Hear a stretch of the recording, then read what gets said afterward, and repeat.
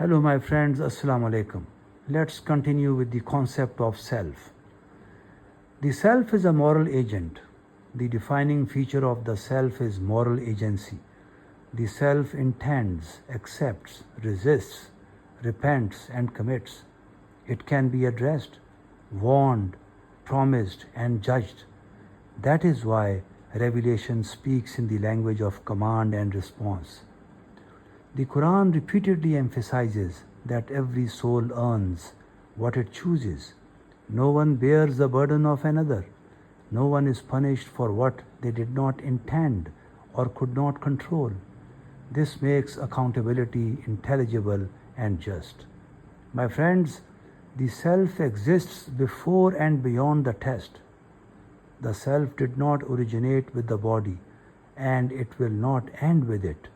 It existed before embodiment and will remain conscious after separation from the carrier. Earthly life is a phase, not the beginning or the end.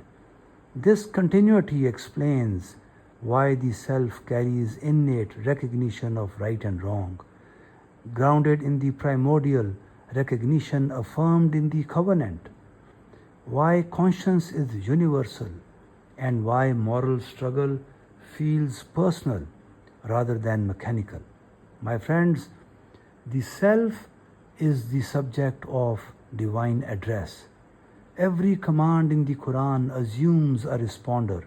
Every warning assumes understanding. Every promise assumes anticipation. These assumptions only make sense if the self is a conscious being capable of comprehension and choice. God addresses the self because the self can respond. He does not coerce belief. He invites, warns, clarifies, and leaves room for acceptance or rejection.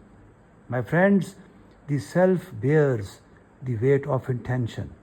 The heart of moral accountability lies in intention. The Quran repeatedly affirms that actions are judged by what the self meant, not merely by what occurred. This protects justice. Circumstances may prevent action, external events may intervene, but intention reveals the true orientation of the self. My friends, we will continue from here in the next segment. Thank you for listening. Assalamu alaikum.